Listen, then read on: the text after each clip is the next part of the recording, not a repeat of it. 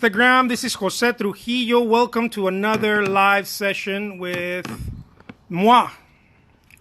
Let's see. There we go. I hope that you guys are super ready for a live session. I haven't done one in a little while. Let me get the camera just a little bit closer to where we're going to. There we go. There we go. All right, live session starting now. Bam, baby. Pow. Okay, I'm gonna be painting some flowers. And join me because I want to show you what this whole thing is about. So what I'm gonna do is I'm gonna start drawing the idea of the painting, right? I'm gonna start drawing it. One of the things that I'm gonna do is I'm gonna do this stems. Now, some people that have been following me for a while have seen me do work in different ways. The most effective way that I do work is speed. Okay, that's the most effective way. It's speed. Why? Because it allows me to not be thinking about it so much. So here we go. Okay, I'm gonna and for that, you can't be afraid of the use of color, right? Thanks so much. Here we go. You can't be afraid of the use of color. And one of the things that you have with speed is you don't see precision right away. You might not even ever see precision, right? You might not ever even see precision, but it is my belief that some of the best artwork in the world has been created using this formula.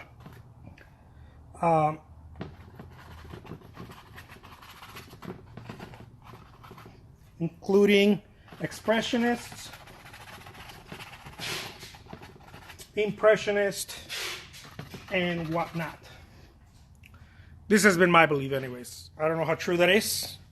I'll let other people speculate about it if they want to. If you see some of the early canvases, the late canvases of any painter, including representational painters, expressionist, or whoever, you will find something in common. And what you will find in common is that it's the work seems as if it was started all over the place. The work was started all over the place. Like there's no point of, oh, okay, well, here's where they started doing the flowers and then they moved on to the next thing.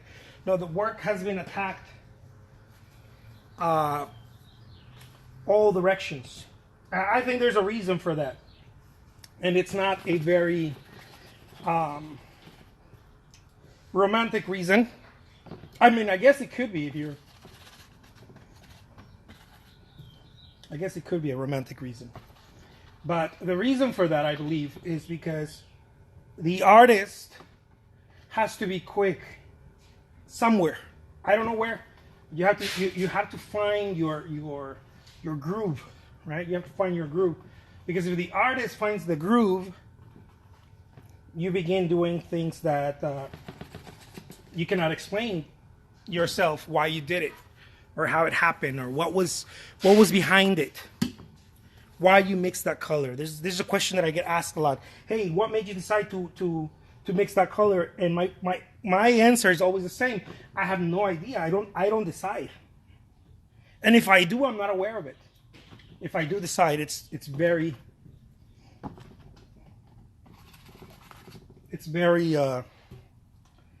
quick, so I don't really have an idea.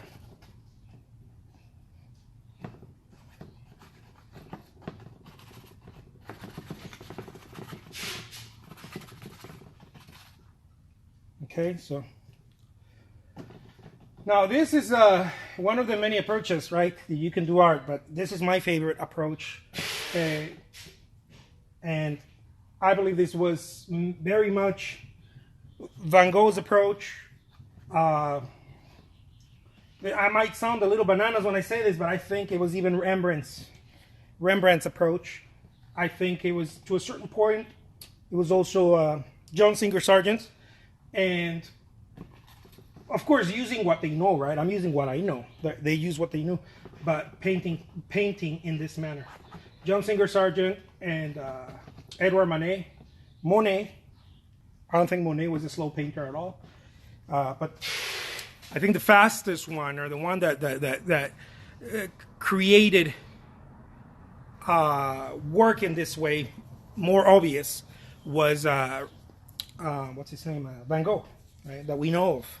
It's well expressed in the new movie at Eternity's Gate, when he says, "I'm painting fast because all the artists that I love, all the great artists from the museums, you can tell that they painted fast." And he was able to grasp, right? You're trying to catch fast what you're watching, and so that way you're not really thinking about it. Let me see. Let me read some of these comments. Do you already have a general idea what is going to result? Yeah, absolutely. I have an idea. I mean, there's going to be some flowers, right? It's going to be some flowers. There's some dark background. I had an idea of flowers with long stems. I have a general idea. What basic principles did you just use? The basic principles that I used are toning colors, right? You start toning the colors, even though some of them I just apply them directly, but I'm operating with just grays and darks. I'm really, at this point, I'm operating with grays and darks very quick. There's a lot of gray going on. Even my greens have gray in them. I don't know if you can tell. Even my greens, my reds, my pinks, they all have gray, and because I'm trying to do an underpainting. But I don't break it down. In the process of doing the underpainting, it's also, at some point, part of it is going to be the final painting. So I'm not really just thinking, how can I make this a process? It's not necessarily a process. What I'm trying to do is I'm trying to tackle it all at the same time. It's dynamic, right? I'm trying to tackle it at the same time. So in order to do that, you do have to use some of the principles, some of the things that you know. But I mean, it's regardless of what that is, right? All painters, we all paint different. Some painters have very traditional backgrounds, right? And some painters have a more self-taught, which that's me, more self-taught.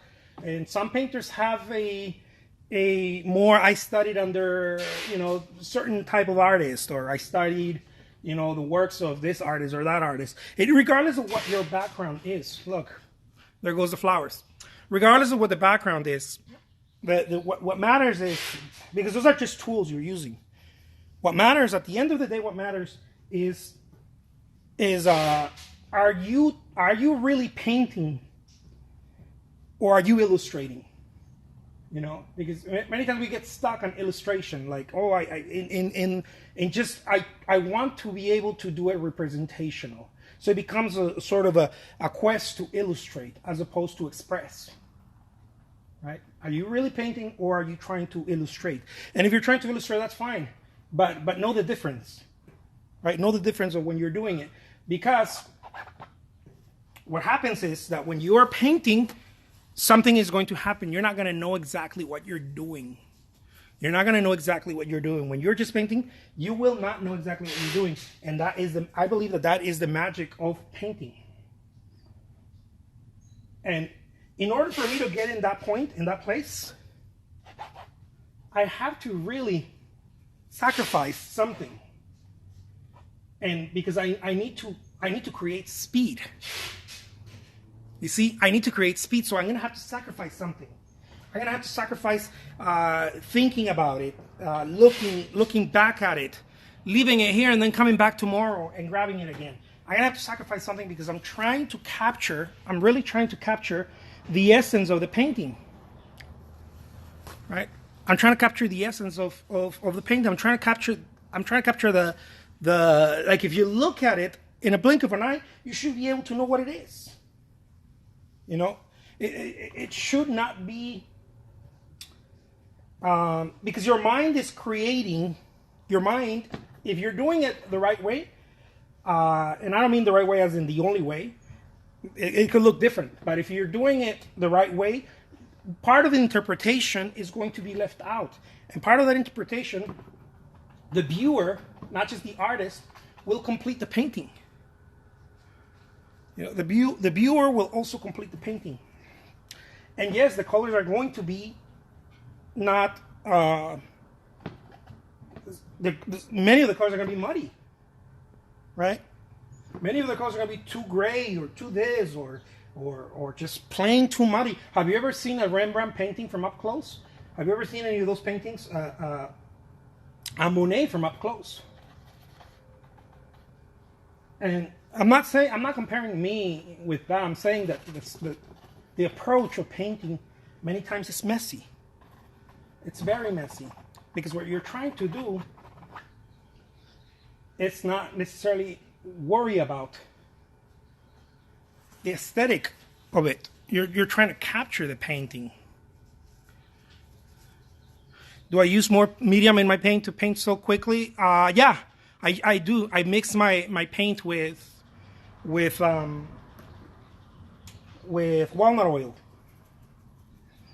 I do. I use more medium.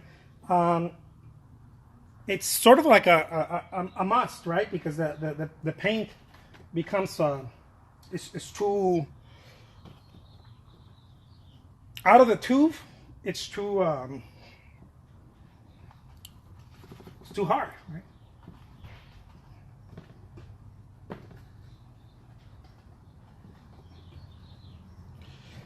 So I'm trying to make sure that the flowers are there, right? I don't want to lose the flowers. Walnut oil is, yeah, it's definitely less toxic.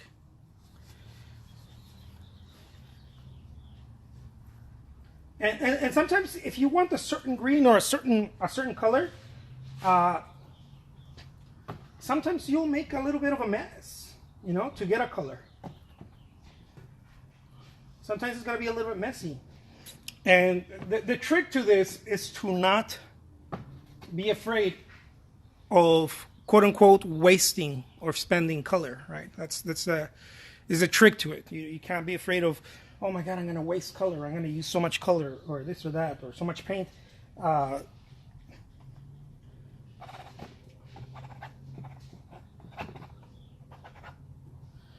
You know, and that's it.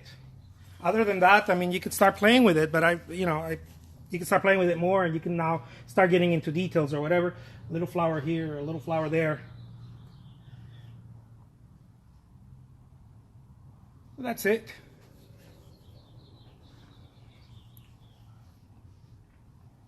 I just want to get the idea of it. Right? The idea of it is what drives me.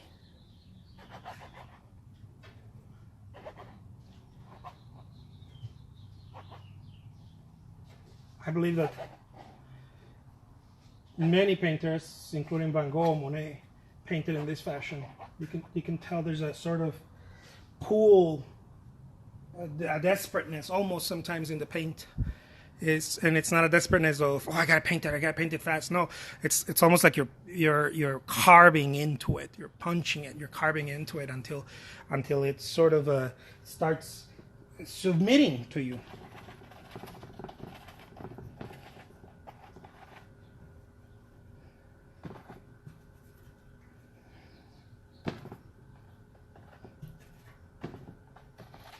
Starts submitting, right? And then there it is. So this is my process, guys. Let me show you up close. Here are the flowers, the white flowers.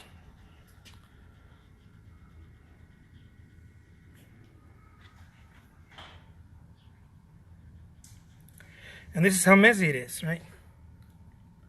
It's supposed to be. Painting is messy, guys. Painting is messy. This is something that I've been chanting for a while. Painting is very messy because you're supposed to look at it like this, and then you're supposed to also appreciate it from a distance and say, oh, look, yeah, this looks like flowers. Oh, that could be flowers from a distance. You know, and if you're more of a realist painter, then your paintings will look much more realistic. If you are more representational, they will look much more representational. If you're more abstract, they will look more abstract. But you will, regardless of if you do it in this manner, you will start capturing the true essence of whatever you're trying to capture. You will start capturing it, because I believe that there's a magic to speed. There's a magic. And I'm not talking about speed painting as in, oh, look, it looks great, I painted it so fast. No, you have to carve into it. You have to just, you have to deposit energy into it. You have to carve into it. This is not a careful game. This is very much an energetic game. This is why it's said that many painters, you see them creating artwork in this manner, they get fatigued, right? It's I'm sweating every time I'm painting, because it's almost like a carving into it. Like you have to really get into it. It's not pastime for me, right? It's the real sport. Can I get the same? Can I create the same effects with acrylic? The effects of the impasto, the thickness, you won't, but you will create the same effect in when it comes to the paint itself. You absolutely can. This is the same whether I paint like this, whether I'm painting acrylic or watercolors or wash, or I'm painting with inks. It is the same way. It's almost like you're carving into the canvas, right? It's a bit forceful. If I press a little bit hard, if I press a little bit harder than I'm pressing, I'll probably puncture a hole in the canvas. This is how much energy I'm depositing in every brush stroke. I know that if I have to watch myself, because if I press just any harder, I'm going to puncture a hole in there. And I puncture holes in the canvases before many times. Hundreds of times. I've probably done that. Yeah. It's because it says oil paint supplies are expensive. They sure are. But it's worth everything, right? It's worth everything. And let's see if we have a really nice close-up in here. Look at that.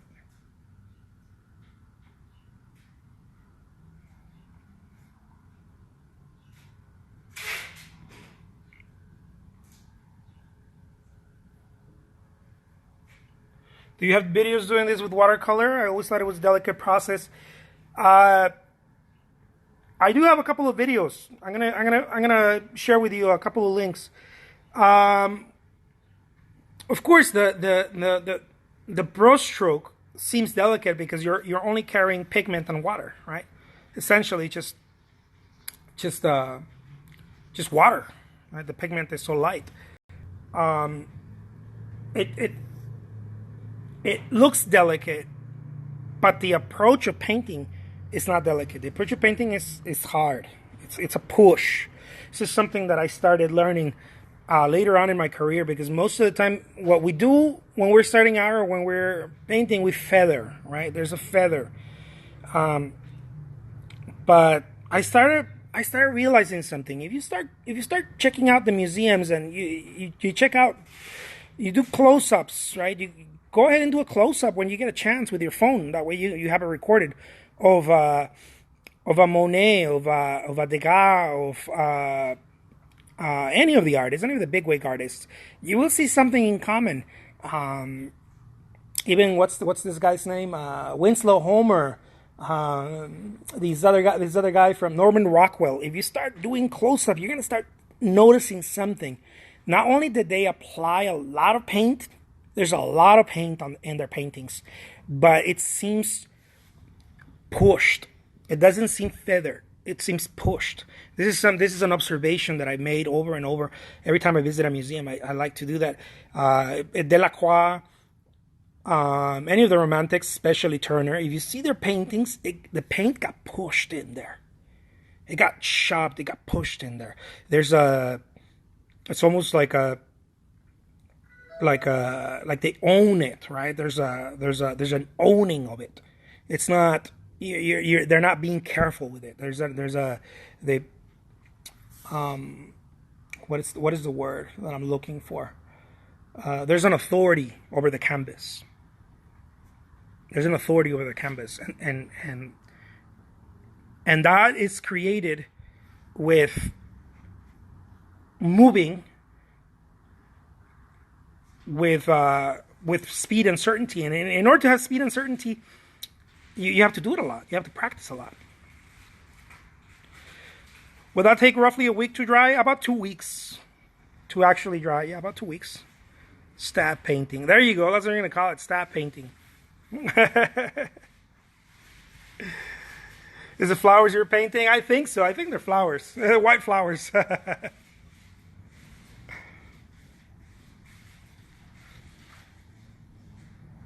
So there it is, guys.